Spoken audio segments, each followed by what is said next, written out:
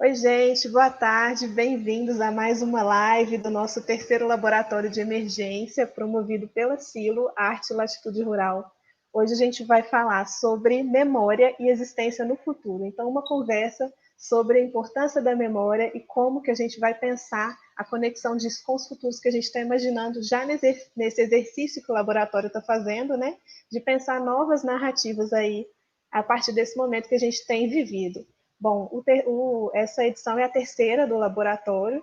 A gente está com mais de 60 projetos aí já desenvolvidos na primeira, na segunda e agora nessa terceira edição. Mais de 70 pessoas envolvidas no trabalho, está bem legal. E hoje, para essa conversa, a gente vai falar com Cristiano Santana, que é fotógrafo e participa de um dos projetos do laboratório, que é o Museu Memórias e Afetos do Rincão da Xirca. Vamos falar também com o Lucas Ribeiro, que é o estudante de museologia e representante da rede de museologia quilombola, e com a Tatiana Prado, que é gestora cultural do Núcleo de Memória e Pesquisa Itaú Cultural. Vocês mandam as perguntas aqui no chat, que a gente fica de olho, a gente passa para os entrevistados. Então podem se manifestar por aí, que o pessoal já está chegando. Boa tarde, gente. Podem mandar as perguntas que a gente passa para os nossos entrevistados. Deixa eu aproveitar aqui para ler o nome dos nossos colaboradores. São várias entidades parceiras. Então, nesse terceiro laboratório, a gente tem o apoio do Instituto Ibirapitanga e a parceria aí de outras instituições, a MEREC, Bela Baderna, Casa Criatura, Festival Circular do Bem Viver, Lab Coco, Data Lab, Coletivo Itinerâncias, Frena La Curva, Gambiologia, Gênero e Número, Grupo de Experimentações Poéticas e Políticas do Sensível, da USP, Horta Inteligente, Instituto Elos, Instituto Update, Instituto Procomum, Media Lab, UFRJ, Mulheres do Futuro, Museu da Mantiqueira, Nobuget Science, OLAB, Oráculo, Preta Lab, Redes da Maré, Segura Onda, Think Olga, Atramadora e Translab URB. Bom, então vou começar aqui chamando o Cristiano para falar com a gente. Cristiano, que está envolvido em um dos projetos desse terceiro laboratório, que é o Museu Memórias e Afetos do Rincão da Xirca. Boa noite, Cristiano. Boa tarde ainda, né? Bom fim de tarde, né? Aqui Bom, tá um vento enorme, assim, e eu achei que fosse começar a chover, mas abriu o sol de novo. o Então, tempo deu uma melhorada. Beleza, gente. Além do Cristiano, a gente teria a participação aqui com a gente na conversa da Marigley, que é do Quilombo, que é a proponente desse projeto, na verdade, mas ela está com conexão bastante fraca, então talvez ela não consiga entrar. A qualquer momento ela pode chegar para enriquecer a conversa, mas enquanto isso a gente vai aí falando do projeto. Cristiano, explica para a gente o que é o projeto do museu, né? O que vocês têm pensado? Qual que é essa ideia? então, eu estou em Porto Alegre, né? Aqui no Rio Grande do Sul, e a Mari, ela é quilombola, lá do Rincão da Xirca. O Rincão da Xirca é um quilombo que fica na região da Pampa, no Rio Grande do Sul. É uma região da campanha, na divisa com o Uruguai. E um lugar que fica a 80 quilômetros da cidade mais próxima, né? O museu, a palavra museu, a princípio, foi uma provocação, né? Pensar um museu a partir oral da região, né, e da família, né? E então é pensar, ele se constitui, né, como projeto para um site, né, um museu virtual. Mas é pensar esse museu dentro da perspectiva das possibilidades que ele tem de estar conectado, não só no ponto de vista de conteúdo, mas de forma também, com os saberes e os fazeres do povo lá, né? Então, é, ele tem a ideia de ser esse repositório de memória, né? Mas não uma memória, mas pensando essa memória a partir da tradição oral, uma memória que se constitui e reconstitui a cada conversa, né, e a cada geração. Então se tornou um projeto assim que ele é Ele é um projeto gigantesco, né? E ele é um projeto que não tem fim, né? Então, tem algumas coisas que a Mari traz, é uma pena que ela não esteja aqui, mas eu vou tentar colocando nas minhas palavras, né? Falar disso. Algumas coisas que ela traz que são, assim, os conteúdos não podem ser compartimentados, né? Eles são relacionados e eles se constituem, se instituem juntos, né? Então, fala, por exemplo, uma coisa que já surgiu com a Mari, que amadureceu nessa semana no laboratório, é a Maria Espiga, né? A Maria Espiga é uma boneca de espiga de milho. Então, quando a gente fala da Maria Espiga, a gente não está falando só de brinquedo ou de jogo, a gente está falando da semente, da semente crioula, né? Da semente, da memória. A gente está falando do alimento, da canjica, a gente está falando de toda esses saberes e essa ancestralidade que está, naquele momento, personificado na Maria Espiga. Então, é mais ou menos isso, assim. O trabalho dessa semana foi um trabalho de entender essas coisas e aí a gente acabou olhando para a Maria Espiga, pensando na potência dela para nos contar essas histórias, né, de maneira em que elas estejam interconectadas e que elas possam se relacionar. Isso na ligação que essa narrativa, né, porque a ideia não é que se leve para o site a oralidade. A oralidade acontece, a Mari sempre diz, a oralidade depende de quem, para quem e onde, né? Então, o saber constituído naquele momento, ele é daquele momento, né? Ele acontece na conversa. Então, não há como tu transferir isso para, né, pegar isso e jogar dentro de um site, né? Mas há como tu fazer na narrativa, nessa outra forma de narrar, fazer com que ela tenha ligação com da onde veio isso, né? Então, a outra coisa que é importante para a gente ali, nesse ambiente, vai ser te dar a possibilidade de seguir caminhos diferentes, né? Então, tu vai para uma receita de canjica, por exemplo, e tu olha outras receitas e tu ouve de algum ancião da comunidade. Então, tu vai fazendo caminhos que podem ser múltiplos. Bacana, Cristiano. Acho que o legal, né, quando a gente estava conversando sobre o projeto, eu fiquei super interessada, assim, porque é uma dificuldade, às vezes a gente está tão acostumado em tentar fazer tudo de forma linear, né, como tem sido aceito aí. Então, mesmo quando a gente traz um conteúdo que a gente acha que é fora da caixinha, a gente tenta colocar ele em padrões que são uma alternativa, né? Então, a tentativa de contar essas histórias de uma forma não compartimentada, eu achei incrível e acho que o projeto vai ficar super legal. Vou aproveitar para chamar o Lucas, que está aqui com a gente também. O Lucas, que é representante da rede Museologia Quilombola, é estudante de museologia. Lucas, você está me escutando? Estou te escutando muito bem, graças a Deus. Espero que esteja escutando, né? Estamos te ouvindo também. Ok, Lucas, então, bem-vindo. obrigado, eu fico muito, muito feliz. Eu agradeço a todos vocês pelo convite. Foi de última hora, mas aqui estou representando não somente a rede, mas também o Movimento Nacional de Estudantes Quilombola e o coletivo Quilombola, que eu faço parte.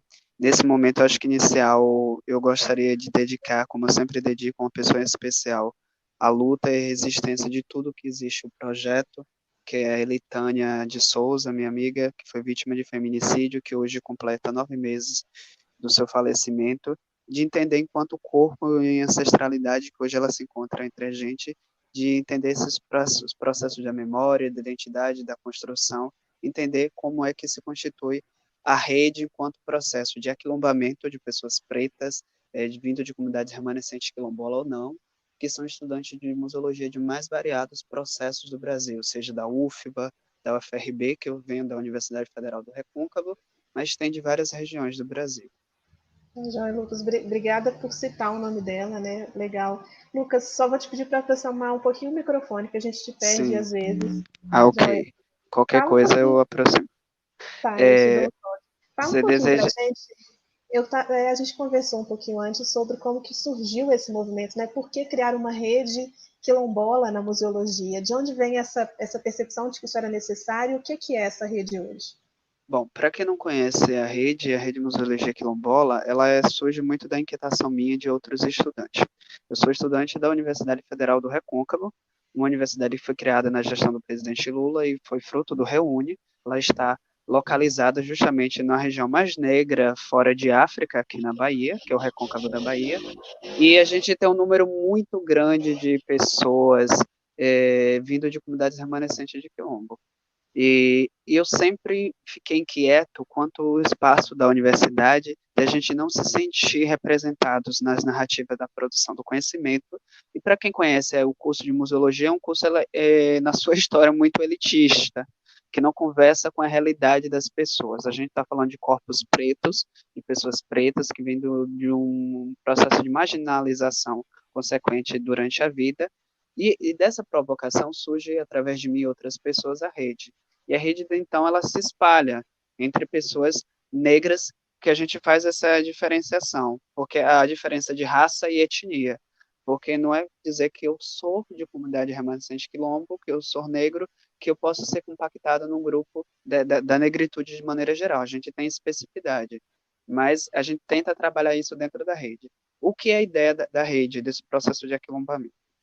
A gente tenta provocar e trazer para as pessoas o conhecimento da produção. A gente pensa sempre o seguinte: o conhecimento ele é muito linear. Esse processo eu sempre costumo trazer as minhas falas o Nego Bispo, que é uma liderança quilombola, tudo isso muito mais, e ele fala muito sobre esse processo do conhecimento e dos saberes, dos conhecimentos somente orgânicos, que são ligados aos saberes tradicionais, e os conhecimentos acadêmicos são mais sintéticos. E como é que esses conflitos geram?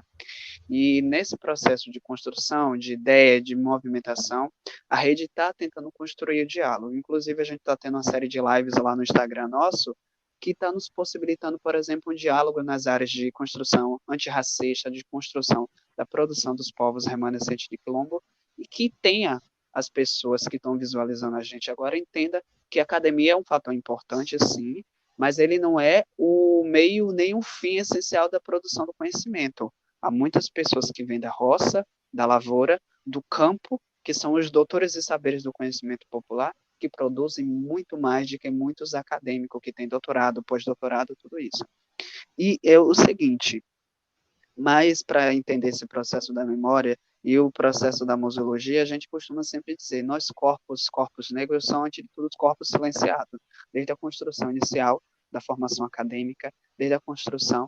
Quando a gente fala e trata dos povos remanescentes de Quilombo, que não é aquela lógica que os pessoal acha, entenda que a gente vive ainda na época de Zumbi dos Palmares, que a gente não deva usar celular, que a gente não deve... Não. A lógica de remanescência de quilombos dos territórios negros são diferentes do que era 1700, de 1800. E a gente precisa tratar que desde que existe processo de exploração, de colonização, de escravização do povo preto, existiu quilombos. E um dos quilombos que eu posso dizer aqui que é referência, que eu acho maravilhoso, que é o quilombo do Quingoma, em Lauro de Freitas, que é um dos primeiros quilombos do Brasil, e a cidade de Salvador se desenvolveu através desse processo. E poucas pessoas conhecem sobre essa história. A gente tenta elucidar e também escurecer, como eu falo muito desse aspecto de militância, os corpos que fazem parte dessa construção. Então, eu, enquanto pessoa, estudante de museologia, futuro museólogo, me incomoda não me sentir representado nesses espaços, seja nos espaços institucionais, nos espaços acadêmicos, e mostrar que a gente produz, que a gente tem igual paridade. Outra coisa para deixar bem ciente para as pessoas, como é a necessidade da rede, é de evidenciar para os professores acadêmicos que nós, estudantes, também produzimos conhecimento, que a gente está ali para receber e ter essa troca, como o Nego Bispo fala, transferência de saber. A gente precisa entender, eu sempre falo uma coisa, nós, pessoas pretas, e trago agora a própria Catiúcia Ribeiro, que é uma pessoa maravilhosa, que é aí do Rio Grande do Sul, a Catiúcia, que é filósofa, ela sempre fala uma coisa, nós pretos, a gente não somos uma construção individual que a branquitude sempre tenta trazer para a gente. Não, que eu sou, eu posso, não. Eu, Lucas, somos uma construção. E a rede é uma construção coletiva desse processo de aquilombamento. Eu acho que as pessoas que conhecem ou tiveram a possibilidade de ir em uma comunidade negra, rural, quilombola, sabe como é o processo de produção coletiva, os processos de manutenção da vida, do processo de cosmologia que compreende nossos povos. E eu falo seja Bacana. indígenas ou quilombola. Basicamente é isso. Legal, Lucas. Eu quero falar justamente mais dessa cosmologia daqui a pouquinho. Queria que a gente falasse Sim, um pouquinho mais desse assunto. A Cíntia compartilhou uma poesia linda aqui, né, nos comentários, para quem quiser dar uma olhada. O pessoal está dando boa tarde. Eu vou só chamar um pouquinho a Tatiana Prado para a sim. gente falar com Beijo. ela. Daqui a pouco eu te chamo de volta. Sim, Tatiana, a gente está falando então nessa terceira edição do laboratório justamente da importância da memória na construção de futuros, né? A gente está fazendo um exercício de imaginar novos futuros, futuros melhores, a partir desse ponto de transição que foi essa epidemia tão complicada, tão cruel que a gente está vivenciando. Eu queria que você falasse disso, né? Por que a memória? Como pensar a memória nesse momento? Você que tem toda uma experiência com isso, qual que é a importância da gente olhar para isso com carinho? Oi, Marcela, obrigada, antes de tudo, pelo convite. Prazer, Lucas, Cristiano e as Mares, que não estão visíveis aqui, mas estão com a gente, né? Vamos tentar, então, falar um pouquinho disso. Acho que o que mais me chamou a atenção, né, quando eu recebi esse convite de vocês, foi justamente essa afirmação, né, da memória e o futuro estarem juntos, né? Porque existe uma confusão, às vezes, ou um imaginário que já está bastante estabelecido, e às vezes eu acho que a gente confunde memória com nostalgia, ou seja, e essa proposta de vocês, e ouvindo as meninas falarem, ela vai para essa outra direção, de talvez tirar um pouquinho dessa confusão, porque a memória não é congelar ou tirar do fundo do baú uma coisa que já aconteceu. Ela é uma operação dinâmica e ela é coletiva, ela depende do encontro entre as pessoas, ou seja, das pessoas com as outras, do indivíduo com ele mesmo, né? E da gente, enquanto sociedade, enquanto indivíduo, com os vestígios que a gente tem, a materialidade, as fotografias, os objetos, que são com o que o museu trabalha, né? Ou seja, a gente geralmente tem foco nessa materialidade, embora existam outras experiências de museus que não tratem só disso ou que não estão fundamentados nisso, como o próprio Museu da Pessoa, que a gente tem aqui em São Paulo, que coleciona as histórias das pessoas, né? Então, eu acho que a primeira coisa que eu destacaria tem a ver com a gente pensar na compreensão e no que a gente entende por memória. Se a gente, quando está falando de projetos de memória, a gente está querendo ir lá para trás para ficar lá atrás, ou a gente quer dialogar com o que acontece, ou com o que aconteceu e colocar essas coisas em perspectiva. Então, eu acho que nesse sentido é um elemento muito importante para a gente pensar futuro, porque ajuda a gente a olhar para o que a gente fez ou vem fazendo e poder escolher se é o que a gente quer continuar fazendo, né? Poder decidir se esse caminho é o melhor caminho para ter outros resultados, enquanto sociedade, enquanto comunidade, né? Então, eu acho que o primeiro ponto que eu destacaria desse encontro que a gente está tendo aqui está no título que vocês já colocaram, né? Essas coisas, elas não são separadas e muito menos díspares, elas estão muito juntas. Tatiana, pois é, e a gente vê um processo de apagamento de memórias muitas vezes, né, de seleção de memórias que interessam a uma história oficial, né, então a gente vê esse processo acontecendo.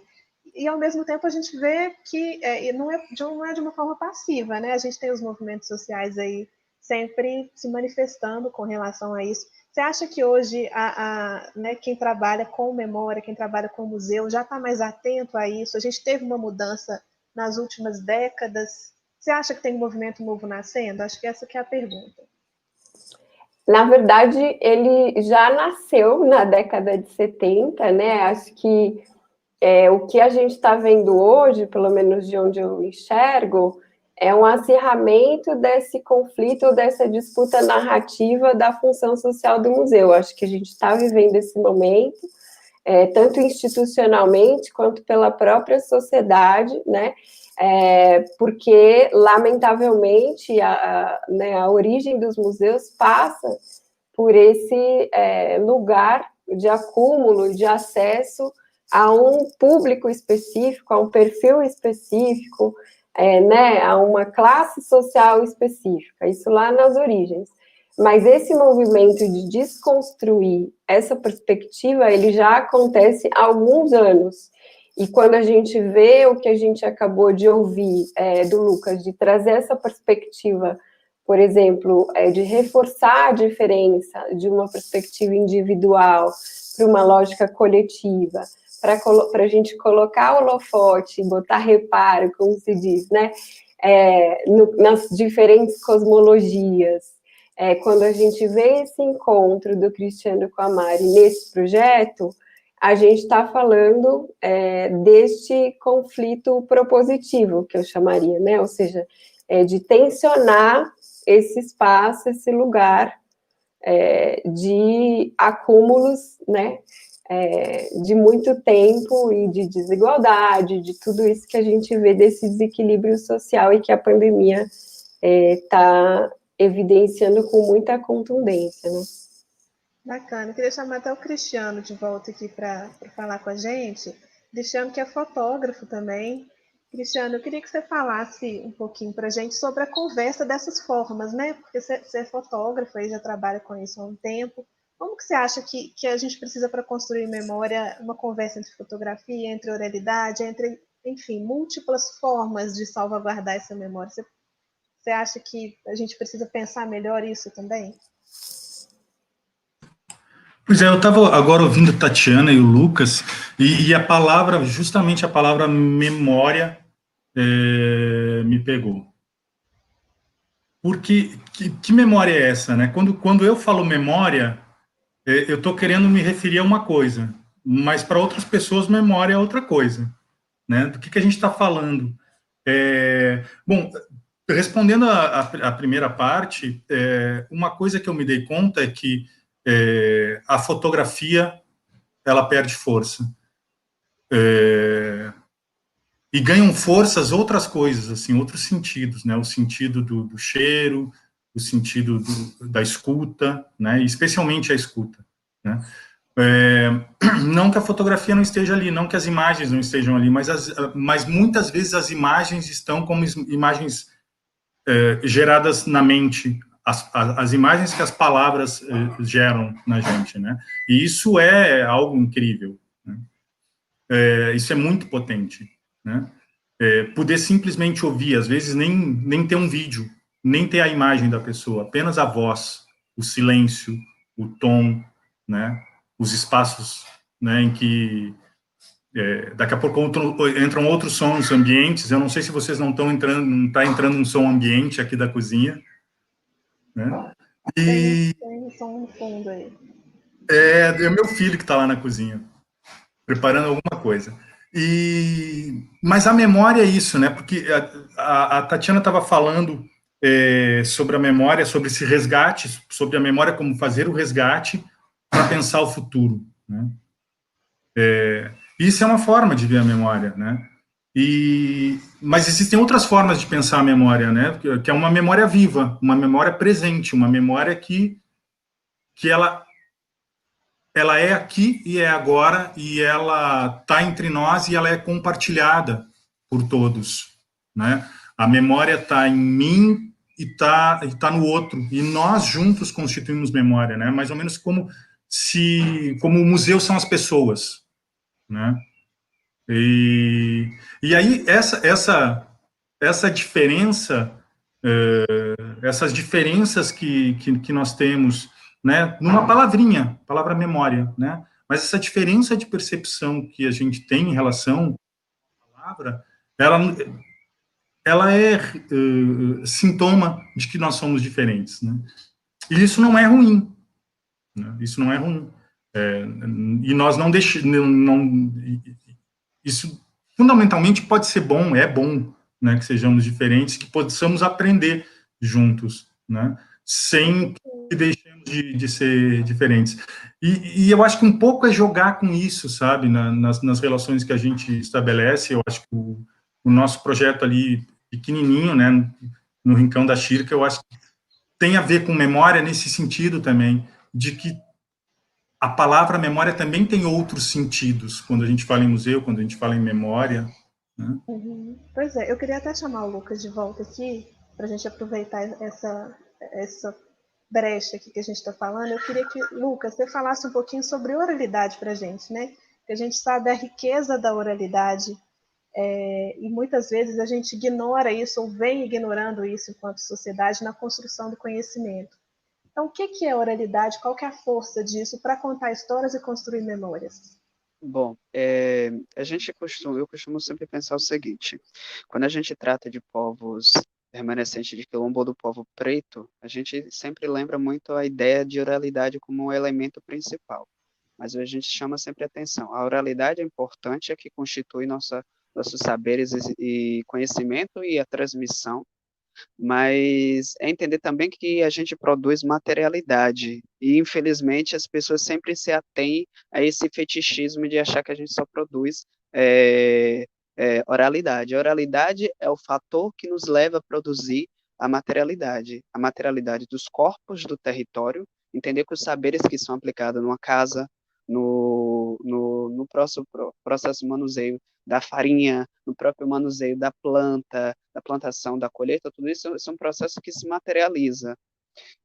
O Cristiano falou muito, eu achei super legal sobre essa ideia que a gente tenta desconstruir, principalmente dentro da rede, esse espaço de museu enquanto espaço físico. O museu, antes de tudo, somos nós, esse espaço da morada da alma, e é um espaço de construção dessa memória.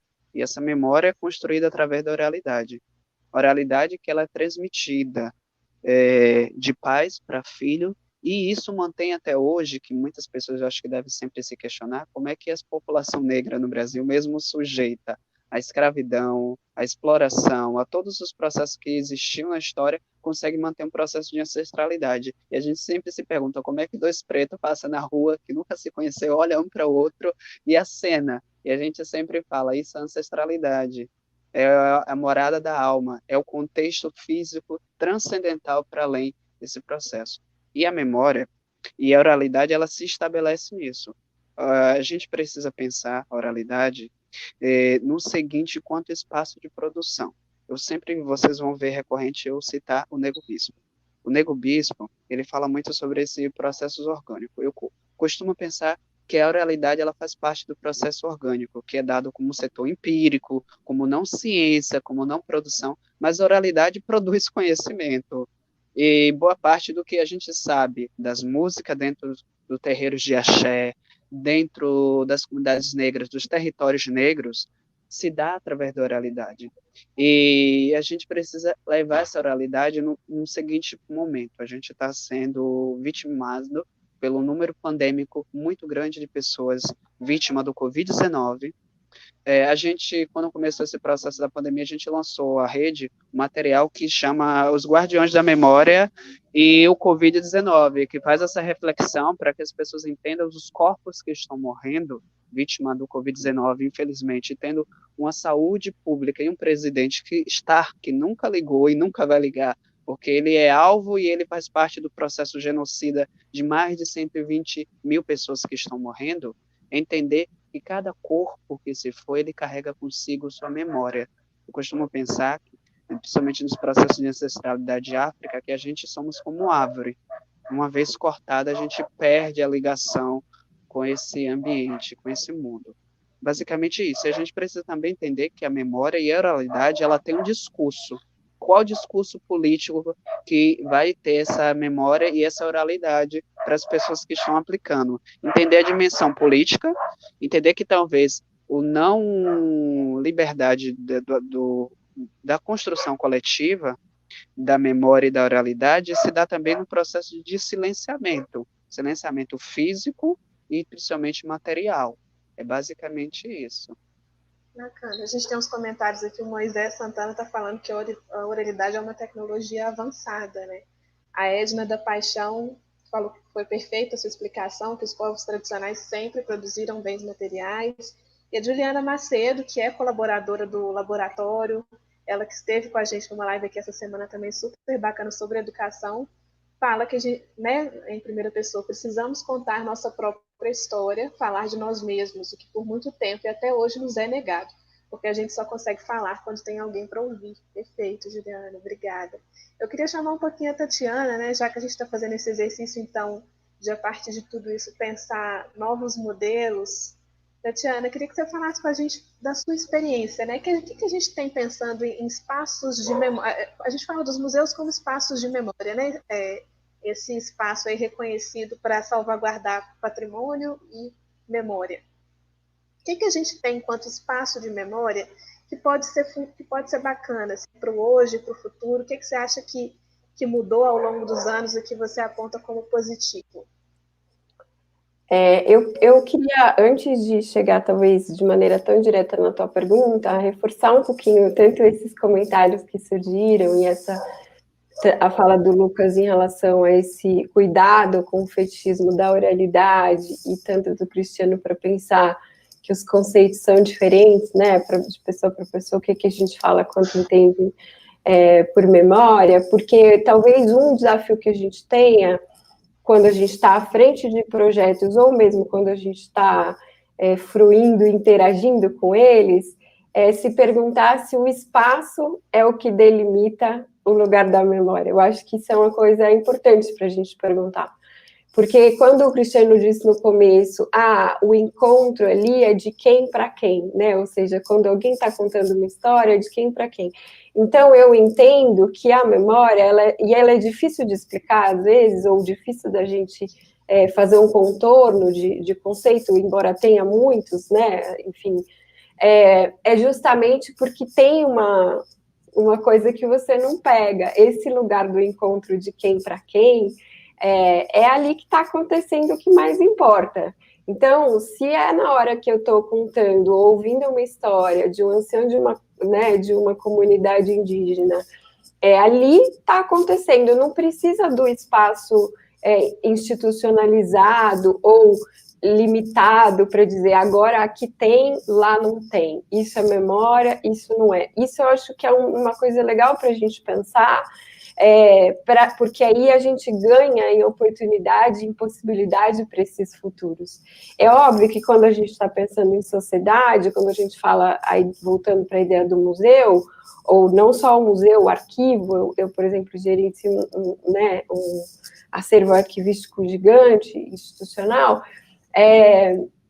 mas ali são os lugares que a gente pode recorrer, é como se a gente enxergasse e esses espaços lembrassem que a gente precisa cuidar disso, precisa cuidar desse encontro, precisa cuidar para ver esse conhecimento aparecer e ser difundido. Então, eu entendo que os museus, os arquivos e as próprias bibliotecas que têm essa função social de difundir um conhecimento acumulado pela humanidade, eles têm essa função de olhar e falar assim, gente, vamos prestar atenção nisso. Por isso que é muito comum, quando as pessoas viajam, elas vão a museus e na cidade delas elas não vão, ou elas nem sabem que tem. Mas quando você viaja, porque você quer ver o que tem de diferente ali, é nesse lugar que você vai, né? Você vai no parque, enfim, em espaços físicos que estão te provocando a pensar nesse encontro entre pessoas que passaram por ali, encontro de histórias, encontro de experiências, que na medida em que você entra nesses espaços, você é tomado por esse alerta, vamos dizer assim, de que o mundo é maior que você, o mundo lá fora é maior que acontece dentro de você, né? Então, sei lá, eu iria por um caminho mais simbólico, ou talvez pareça muito viajante o que eu estou falando aqui, mas no entendimento de espaço, né, para a gente não ficar restrito, porque senão a gente acha que tem que construir, edificar, e aquilo só vai ser importante se estiver dentro desse espaço. E na verdade, eu não entendo que isso é o mais importante, ou não é isso que caracteriza essa beleza que é trabalhar com memória, né? Bacana. Cristiano, fala um pouquinho para a gente da experiência que você está tendo com o projeto, né? O que te chama mais atenção nesse esforço coletivo que vocês estão fazendo aí, interdisciplinar? O laboratório é todo online, então a gente tem, né, essa dificuldade de, às vezes, conseguir conversar, conseguir dialogar com pessoas que estão em lugares diferentes, muitas vezes a gente nem conhece, mas eu acho que também é saudável demais a gente fazer esse exercício, né? Mas eu queria que você falasse dessa sua experiência com essa construção desse espaço de memória, aí desse território que você conhece, já tem alguma vivência. O que mais está te chamando a atenção? O que está sendo um desafio maior nesse processo?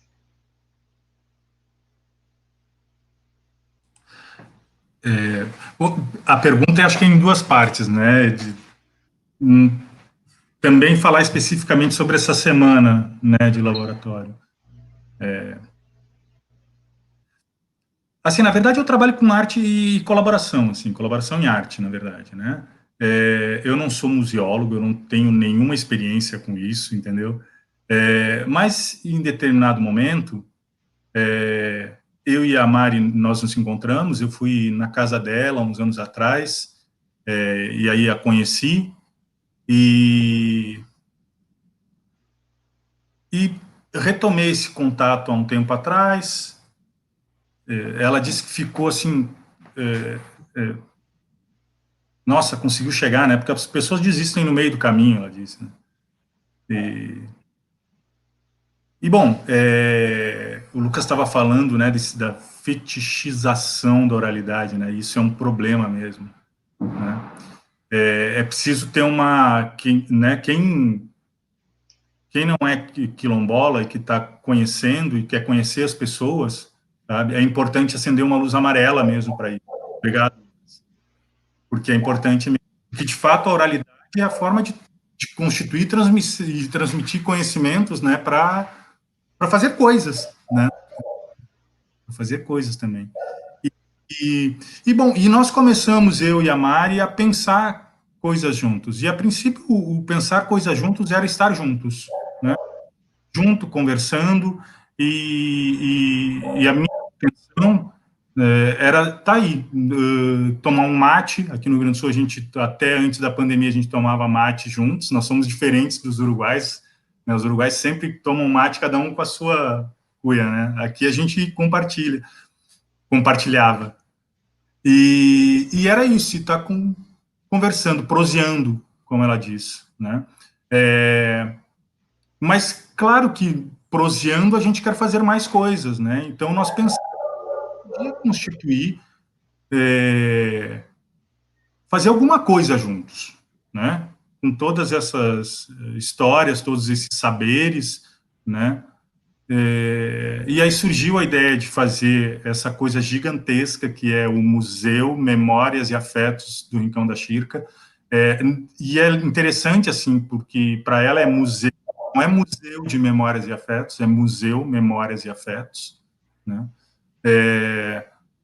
E bom, aí a gente esse projeto ele foi selecionado, esse projeto é dela e foi selecionado aqui no Fundo de Apoio à Cultura do Rio Grande do Sul, e surgiu a oportunidade de trabalhar em laboratório com ele na Silo, né?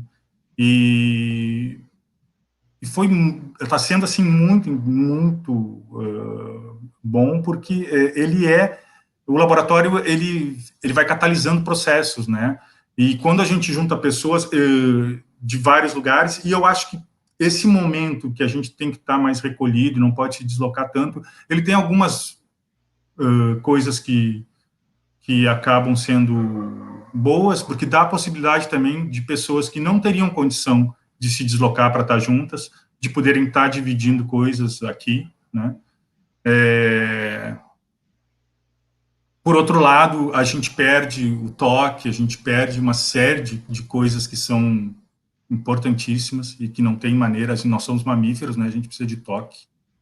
Mas eu acho também que a gente começa a perceber a necessidade disso, né? Porque a gente vivia uma utopia muito tecnológica, de que uma hora ia ser só a distância, e eu acho que a pandemia vai mostrar que isso aí era, né, para muita gente, tinha esse pensamento de que no futuro a educação vai ser só online, tudo vai ser só online, memória vai ser só online, visitar museu vai ser online, mas a gente sente muita falta do presencial, né? Agora a gente quer ir a museu, a gente não queria ir a museu, mas tô louco para ir a museu. E aí, mas esse laboratório tem sido incrível nesse sentido, assim, a equipe ali, nossa, a Natália, a Clariana, Alexander, Daniele, João, Maurílio, acho que eu não esqueci nenhum nome, galera. Juntos, a Mari e eu, juntos ali com a equipe, nós conseguimos pensar que, ok, isso é gigantesco, tá? O que a gente vai fazer agora? Entender que se esse projeto, o que a gente pode fazer para ter entendimento dessas relações, né, dessa forma que tem relação com o conteúdo, né? E a gente elegeu a Maria Espiga para nos contar essa história, né? A Maria Espiga, ela foi semente, né? Então ela traz nela a memória de todas as sementinhas que vieram dela, vieram antes dela, da terra, né? E ela traz, e nisso aí, e ela, um pedaço dessa semente, essa semente virou canjica e ela virou boneca, a boneca da Ju, né? E ela vai nos contar essa história. A Maria Espiga é quem vai nos conduzir ali na itinerância desse museu, que fala sobre a palavra, fala sobre a comida, os encontros na volta do fogão, né? Com essas coisas todas juntas. Bacana. A gente tem um comentário aqui do Rafael Benzi, ele fala que a gente hoje vive na era da tecnologia, com tantas possibilidades, fazer com que o silêncio dos vencidos se torne uma voz ativa na sociedade é um imperativo para todos nós, no campo da memória. Valeu, Rafael, pelo seu comentário. A Edna também, já vi o comentário da Edna, né? Ela está falando aí sobre os povos tradicionais. Quem que tiver pergunta, gente, pode mandar aí no chat, que a gente está de olho, a gente passa para o pessoal aqui. Lucas, eu queria que você me falasse de exemplos, né? Você como profissional da museologia, com esse movimento incrivelmente inédito, né? De museologia e quilombos, né? Que só agora surge. Então isso já fala de uma história de negação. Mas eu queria que você falasse de exemplos de preservação da memória, de cuidado da memória, que você viu, que você, né, acha que são exatamente o que a gente está falando, de pensar formas melhores de contar as histórias. Bom, eu fiquei muito feliz na fala de vocês, principalmente da Tatiana, e eu vou levar... da Tainá, né? Tô certo, né? Tatiana.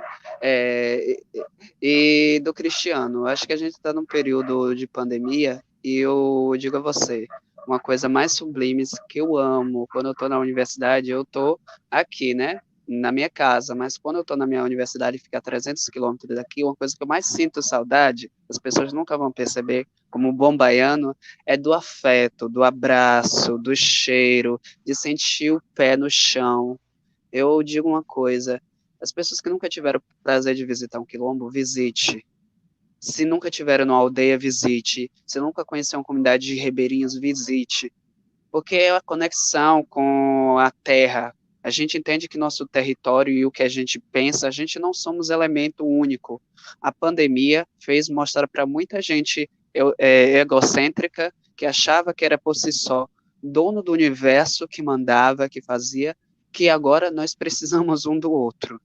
Entende? Algumas pessoas vão entender isso e vão levar como exemplo. Outras, infelizmente, não vai mudar.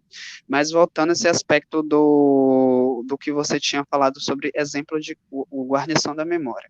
Eu costumo se pensar enquanto pessoa preta, que muitas vezes quando eu vou num espaço de museu, e porque muitas vezes as pessoas não visitam certos museus, é porque a memória que ali está presente é uma memória de dor e de sofrimento. Uma memória que dilaça, uma memória que não representa quem você é, e como um espelho, você não se vê nela, você não quer estar encarando. E quando a gente trata, por exemplo, da memória e do espaço da população negra em relação aos povos remanescentes quilombo, você tem uma história que acha que a gente, como eu já tinha suscitado anteriormente, que a gente vive na época ainda dos quilombos, da época de Zumbi dos Palmares, de Dandara, que a construção é isso. Por exemplo, um grande exemplo que a gente tem da construção da memória todos os cotidianos é a passagem de histórias à beira da fogueira, quando você senta com sua avó no pé do fogão e está fazendo um lelê, uma comida maravilhosa, é muito bom você chegar em casa, você sentir o cheiro da terra, sentir tudo isso. São essa transmissão da memória. Exemplos cotidianos que a gente precisa lembrar.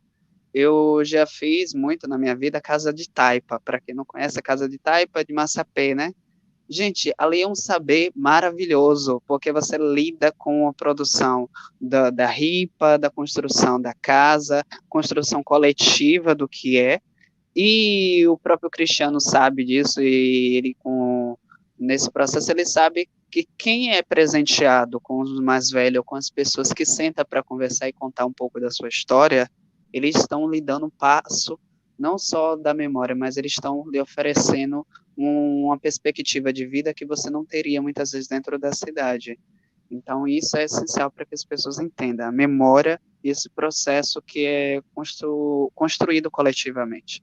Eu sempre costumo pensar nesse espaço da coletividade e como é que a gente pode resignificar tudo isso. Eu acho que, futuramente, me formando enquanto museólogo, meu dever enquanto ator social é repensar esse espaço. Porque se a gente não repensar, a gente vai construir, manter uma lógica muito eurocêntrica de ver e fetizar as pessoas. Eu aceitei muito estar participando desse espaço porque acredito que nós somos sujeitos da nossa própria história. E a gente precisa contar para que outros não contem nossa história. Porque outra coisa que a gente precisa falar, e eu amo e achei legal agora a ideia do Cristiano, justamente do Museu do Rincão, é trazer para esse espaço virtual que o museu ele não é só físico, ele não é só material, mas ele é um museu que é composto de afeto. É o afeto, e eu tenho certeza que Cristiano já teve lá na comunidade, quando vai, ele percebe o afeto das pessoas quando trata com ele, o afeto das pessoas que vê, que olha nos olhos dele e abraça, e percebe que o afeto é que constrói tudo isso. A ideia de memória, de construção social, tudo isso. É isso, às vezes eu falo demais, gente. Não, tá joia, Lucas. Tem até uma pergunta aqui para você, uma pergunta da Cíntia. Ela pede para você fazer uma relação entre saúde mental, memória e essa existência no futuro. Bom, a saúde mental, memória, eu posso dizer uma coisa, enquanto jovem, nesse período de pandemia, está muito complicado, tenho uma recorrente crise de ansiedade, inclusive eu estou tendo uma possibilidade de ir com um psicólogo, mas eu conheço muitos amigos que estão num caso muito complicado, de pessoas querendo se suicidar, pessoas querendo, de certa forma, não aguentando, porque pensa uma coisa, você está acostumado, gente, eu estou com saudade até de uma roda de samba, estou com saudade até do afeto das pessoas, incrível que pareça, até das pessoas chatas dentro da universidade eu estou tendo saudade. Então, para a gente perceber quanto é necessário esse afeto nosso. E a saúde mental é uma coisa essencial. Eu costumo, a gente precisa refletir somente sobre a população negra, principalmente o povo de axé, que a gente costuma chamar de ori, a cabeça. É onde a gente mantém nosso conhecimento, e eu penso uma coisa, se a gente não consegue ter uma saúde mental, o corpo não funciona. A gente precisa perceber que tudo isso é interligado. Os dedos da mão, cada um são individuais, mas ele nos dá a possibilidade do tato, da sensibilidade para que a gente pegue. A gente não é um corpo isolado. Então, são 4 pessoas de contexto diferente, mas que a gente sabe que há ligação mesmo espiritual e imaterial e não tão perceptível. E esse espaço da saúde mental, do espaço da memória, faz com que as pessoas entendam. Pense agora, reflita quantas pessoas mais velhas estão agora nesses conflitos por conta da pandemia. Quanto a saúde mental interfere na relação com outras pessoas. Eu tenho um caso aqui que é muito frequente, que foi o caso da comunidade de São Francisco de Paraguaçu, que é a comunidade quilombola, que uma pessoa mais velha acabou se suicidando. E isso acabou gerando todo um conflito para a comunidade. Então, é tanto que a minha amiga Isabela acabou se distanciando um pouco do coletivo, ela está tentando tratar essa saúde que é uma saúde coletiva, não é uma saúde que é só minha, é do todo. É isso. Certo, eu estou lembrando aqui um pouco da fala que a gente teve na live de ontem, que foi sobre sistemas agroecológicos, né? E a Tati, que é do coletivo de agroecologia do Rio de Janeiro, ela falou, olha, tudo que a gente está falando aqui é em cima de luta, é em cima de resistência, é um processo dolorido, né? E aí o Lucas trouxe Sim. aqui exatamente esse ponto, a saúde mental, a gente está com uma pandemia muito cruel de Covid, então esse exercício de pensar futuro, ele é com esse respeito, justamente acho que por causa desse respeito que a gente tem a essas histórias de luta, que são histórias difíceis, né? Então por isso que eu acho que a gente tem que fazer esse esforço de imaginar aí novos futuros, memórias melhores. O pessoal está comentando, na construção do sujeito histórico, vocês imaginam a escola formal nessa proposta? É uma pergunta do Ivan Albuquerque, né?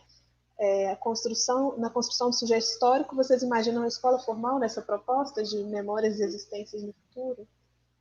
Quem quer comentar? Eu gostaria de falar rapidinho. A gente fala muito sobre uma coisa, educação do afeto. A gente tem eu costumo pensar que eu tento pensar que a humildade do conhecimento que eu aprendo dentro da universidade nunca é maior do que dos anciões que eu tenho na minha vivência. Eu tenho pessoas que contribuíram muito para essa pessoa que está e ainda está contribuindo. Perceber a escola como um ambiente de formação de identidade, mas também de lhe moldar um sistema que muitas vezes lhe silencia e essa produção. Boa parte das pessoas, os acadêmicos e professores que estão dentro da universidade se deparam cotidianamente com estudantes que chegam na hora da sala de aula e a professora pergunta, Fulana, você tem resposta para isso? Você fala? As pessoas se silenciam, porque a gente não tem a educação do afeto. É uma educação que é ensinada que você tem a relação entre o professor, enquanto o seu mestre, o chefe, o maravilhoso, tudo poderoso, o alfa e o ômega, e você, enquanto ali, você só está para aprender. Mas nossa relação de entendimento, como diz o Nego Bispo, de transfluência de saberes, é entender que um com o outro aprende. Até uma pessoa mais simples da comunidade, que não sabe ler e escrever, transmite conhecimento de que um acadêmico pós-doutor. Por isso que eu penso o seguinte, me formando, concluindo, tendo uma ascensão acadêmica, é meu dever pensar e não esquecer sempre disso. Minha mãe sempre fala o seguinte, não esqueça de onde tu vem e para onde tu vais, para perceber essa relação de que quanto mais conhecimento tem, mais espaço de poder a gente tem, mais humildade a gente precisa entender esse processo para ter uma educação do afeto, uma educação, e a gente precisa refletir isso no currículo acadêmico, tanto dentro da universidade, na educação básica, e não ter mais sujeitos silenciados. Eu, durante muito tempo, fui um sujeito que foi silenciado, um corpo que foi silenciado. E essa pessoa que você vê agora falando, se dá muito do espaço de liberdade, de dizer que eu estou aqui, eu sou sujeito da memória, eu produzo e eu posso contribuir. É isso. Certo, tá ótimo. Deixa eu ver, acho que... Ah, não. Acho que o pessoal tá falando que o Lucas tá arrasando, te elogiando aí, Lucas elogiando sua fala. Bacana. Tem uma outra coisa que eu queria que vocês comentassem, né, que é uma analogia muito linda, que eu gosto bastante, que a semente é mais velha que a árvore, né? Eu até li isso num texto sobre negritude, eu não sei de onde vem, na verdade, essa frase, mas eu gosto dela por pensar nisso, que às vezes a gente encara, né, criança, a gente está falando de escola aí, a gente encara como um recipiente que a gente pode ir depositando saber. E nessa outra filosofia, a gente está falando de pessoas que não são rasas, que têm seus próprios saberes e que aprendem na troca. Queria que vocês comentassem, a gente está com 4 minutinhos para encerrar, mas eu acho que dá tempo de todo mundo comentar. O que vocês veem disso, né? Como pensar um futuro? O que vocês esperam? O que vocês gostariam de ver de trocas entre memória e enfim, novas narrativas aí para a história? Acho que eu não fiquei muito claro, fiquei emocionada aqui com as colocações, mas acho que é imaginar mesmo, né? Queria que vocês imaginassem nesse finalzinho o que vocês gostariam de ver aí de novo na forma que a gente conta a história e na forma que a gente coleciona as nossas memórias. Tatiana, pode começar. Vou começar, então, agora, Marcelo. Na verdade, o que eu vou insistir um pouco aqui é na importância do encontro, do diálogo, ouvindo as histórias, né?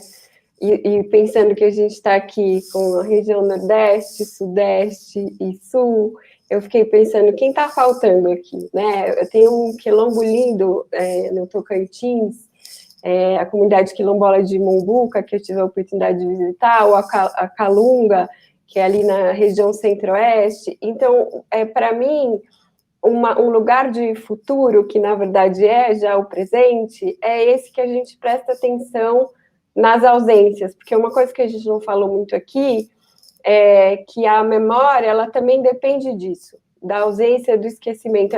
As coisas não existem sozinhas, elas estão em correlação. Então, eu estou olhando para aqui e estou olhando também para quem não está, ou para aquilo que eu não estou vendo. E eu queria muito que a gente pensasse nesse futuro com uma maior noção de interdependência e de conexão entre as pessoas. Legal. Cristiano, mais algum comentário?